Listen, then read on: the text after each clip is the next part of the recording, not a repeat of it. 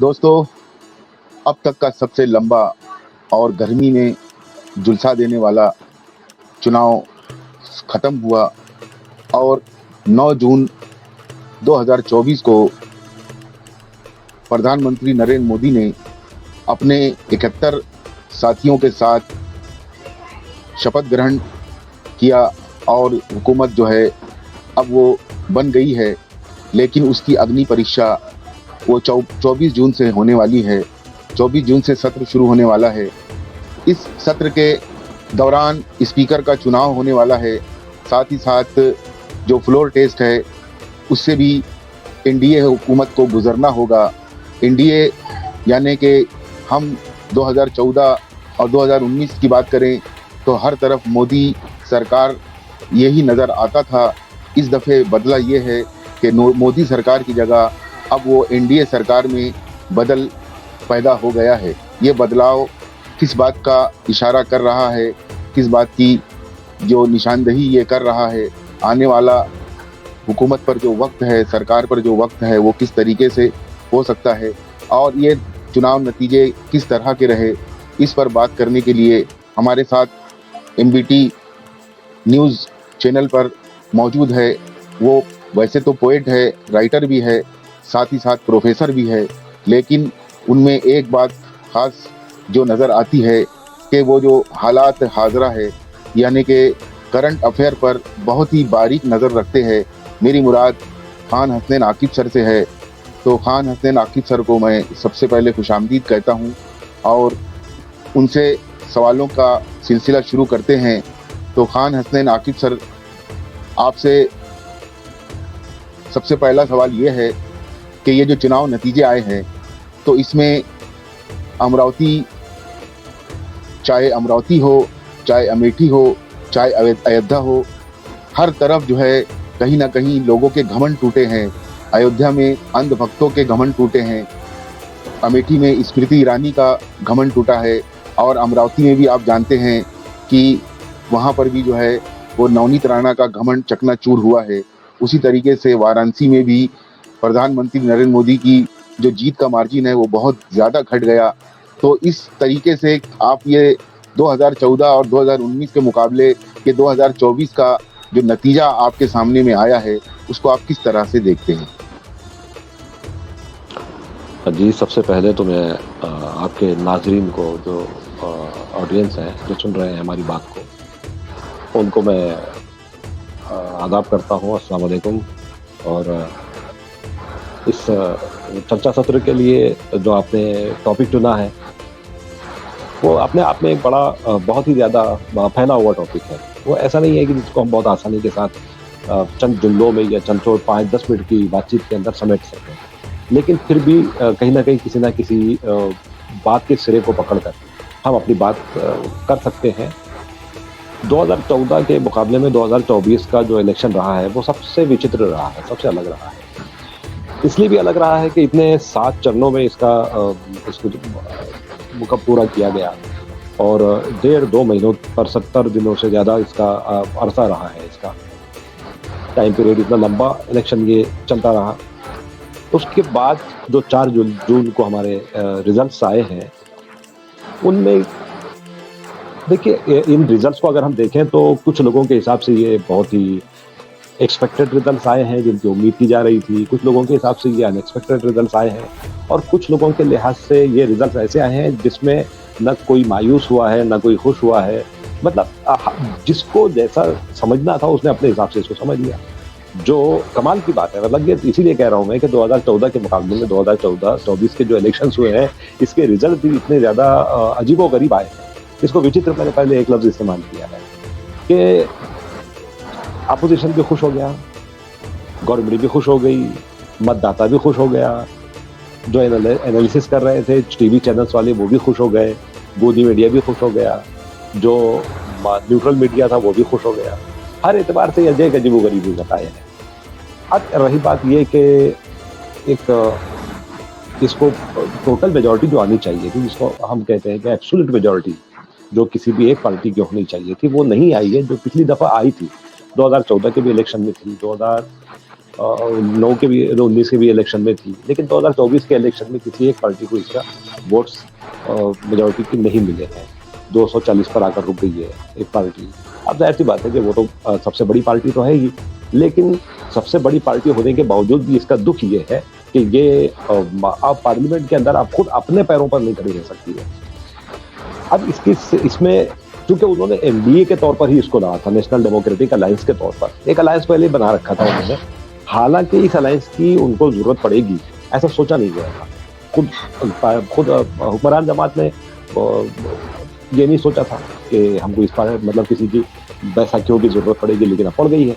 तो बैसाखियों की जरूरत पड़ने की वजह से कहीं ना कहीं एक दबाव तो जरूर रहता है, क्योंकि जब आप किसी में कहीं ना कहीं डिपेंड करते हैं। लेकिन एक हैरत की बात ये भी है कि ये दबाव कहीं दिखाई नहीं दे रहा है, क्योंकि जिन पार्टियों ने जो बैसाखियां होती हैं वो आमतौर से वो बार्गेनिंग पोजीशन में होती है, लेकिन इस दफा वो बार्गेनिंग पोजीशन में दिखाई नहीं दे रही है। इसलिए नहीं दिखाई दे रही है कि अगर आप देखिए कि जितना मंत्रिमंडल जो काउंसिल ऑफ मिनिस्टर्स है जो बना है, जो मंत्रिमंडल तय हुआ है, आप देखेंगे उसमें कि जिन जिन लोगों को लिया गया है, सबसे अहम मिनिस्ट्रीज मंत्रालय जो दिए गए हैं वो सब जो सबसे सिंगल लार्जेस्ट पार्टी को मिला है। तो जाहिर सी बात है कि जब इसका मतलब ही ये हुआ कि जो एनडीए के दूसरी जो बड़ी पार्टियां थी, खासतौर से टीडीपी है, नीतीश कुमार की जेडीयू है, तो ऐसा लगता है कि ये पार्टियां अपने आप को मनवाने में और बार्गेन करने में शायद उस हद तक सफल नहीं रह सकी हैं जितना उनसे उम्मीद की जा रही है।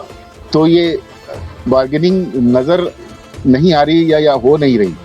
जहां तक जो चंद्रबाबू नायडू और नीतीश कुमार का सवाल है, तो इन लोगों का जो कहना है कि इनके जो राज्य है इन्हें विशेष राज्य का दर्जा मिलना चाहिए। अब ये नामुमकिन बात में से है, क्योंकि कुछ इस तरीके के प्रावधान किए गए हैं कि बिहार और आंध्र प्रदेश को जो है विशेष राज्य का दर्जा नहीं मिल सकता, पहाड़ी इलाकों को वो दर्जा दिया जाता है।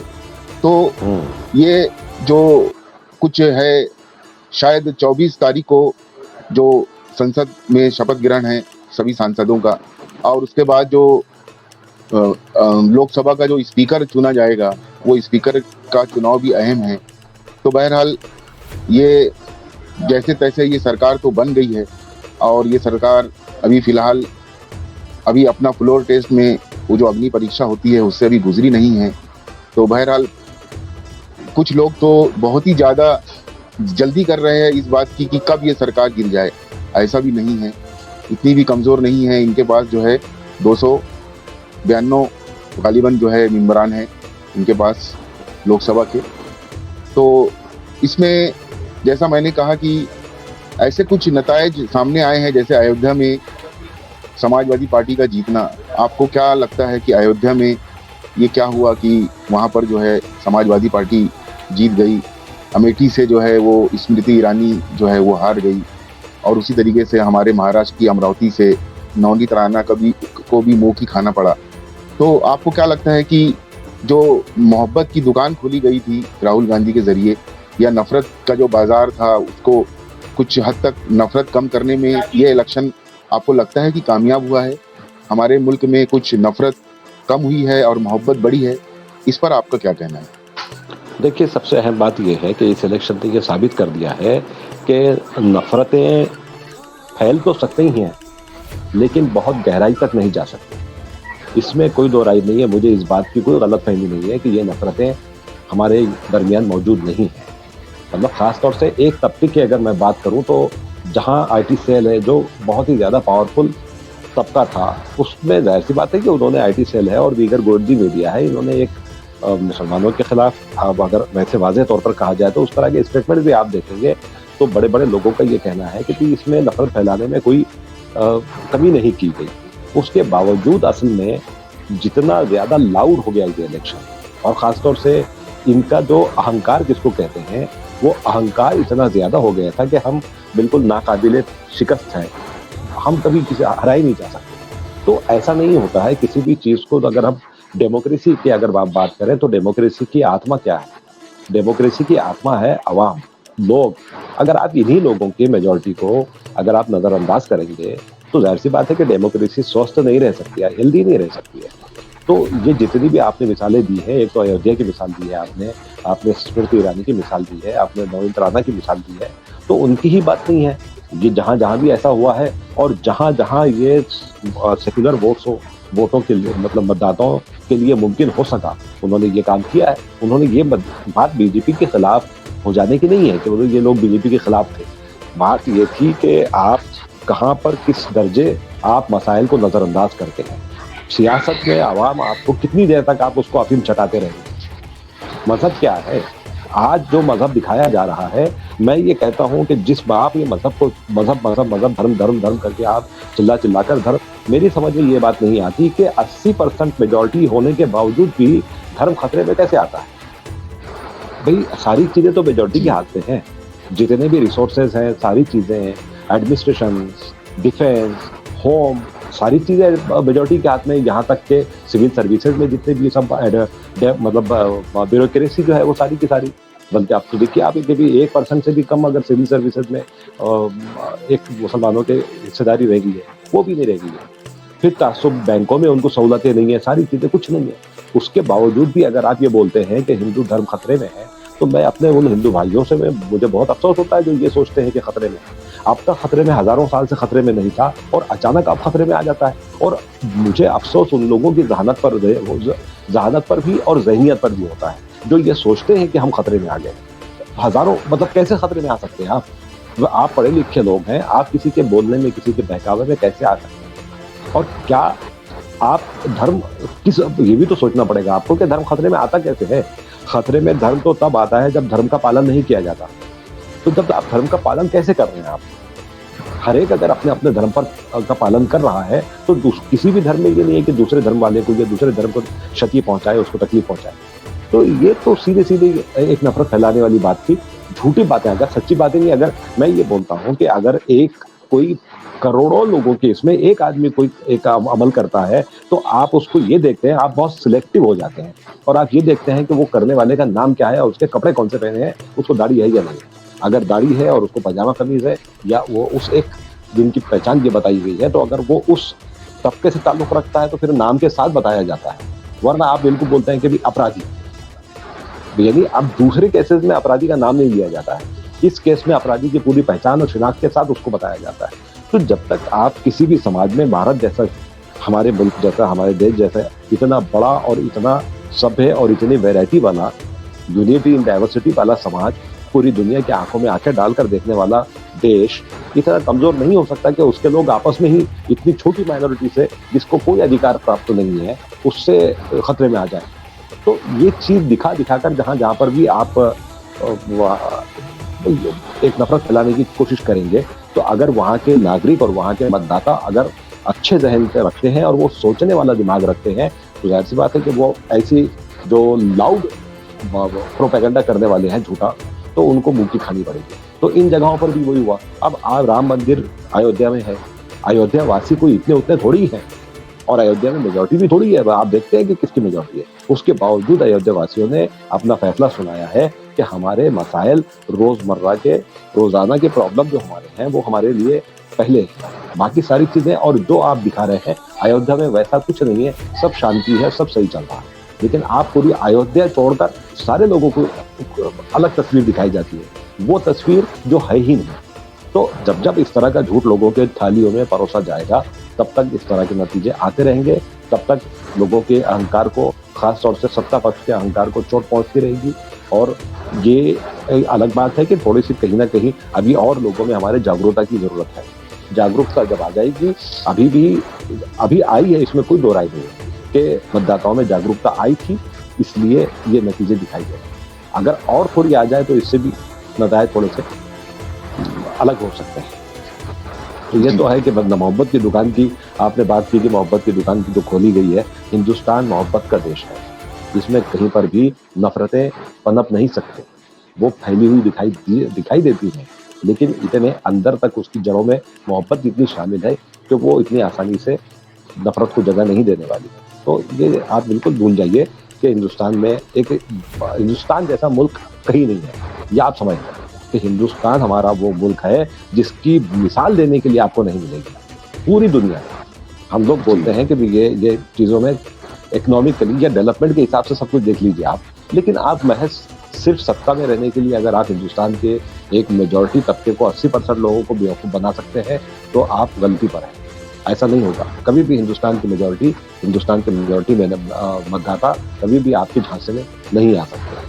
कभी ना कभी तो जिस प्रोपेगेंडा पर उन्होंने पहले भरोसा किया था, वो उसकी पोल खोल लेते हैं। उनके समझ में आ जाता है कि क्या सच्चाई है, और फिर वो अपने विवेक का, अपने शऊर का इस्तेमाल करते हुए, उसका प्रयोग का उपयोग करते हुए वो अपने सही फैसला लेते हैं। तो अभी और देखेंगे क्या होता है आगे। अगर आपने 24 तारीख का जो जिक्र किया है, तो मुझे लगता है कि ये जो आपने बात की है कि इतनी आसानी से ये मामला ये सत्ता पक्ष इतनी आसानी से अपने हुकूमत से बेदखल नहीं होगा। इसके पास एक तो 240 के खुद अपने वो हैं, तो जाहिर सी बात है कि वो सिंगल लार्जेस्ट पार्टी है। अब सिंगल लार्जेस्ट पार्टी है, ठीक है, 30-35 सीट जो है उनकी उसके लिए मेजॉरिटी के लिए उनको है मिलेंगे, तो आज ये नहीं तो कोई और आ जाएगा, तो उसकी कोई बात नहीं है। लेकिन सबसे अहम चीज़ ये है कि मेरा ये मानना है कि अगर ये नफरत का प्रोपेगेंडा अगर ना भी चलाएं और देश को एक प्रगति के पथ पर अगर ये चलाएं, तो इसमें कोई दो राय नहीं कि यही पार्टी ये हमेशा के लिए, यानी बहुत लंबे समय के लिए हुकूमत कर सकती है। लेकिन मसला यही है, सबसे बड़ी समस्या यही है कि इस पार्टी ने अपना एजेंडा ही ये रखा है कि अभी एक धर्म विशेष के लिए नफरत का उसके प्रोपेगेंडा चलाती है, तो उसको ऐसा लगता है। लेकिन ऐसा नहीं होना चाहिए, क्योंकि हमेशा देश वो हमेशा सर्वप्रथम होता है, सर्वतोपरि वो देश। तो आप अगर डेमोक्रेसी में अगर देश को अगर आप ऊपर नहीं रखते हैं और आप अपने एजेंडे को ऊपर रखते हैं, तो फिर देश की प्रगति और देश की उन्नति हमेशा प्रभावित होगी, इसमें कोई दो राय नहीं।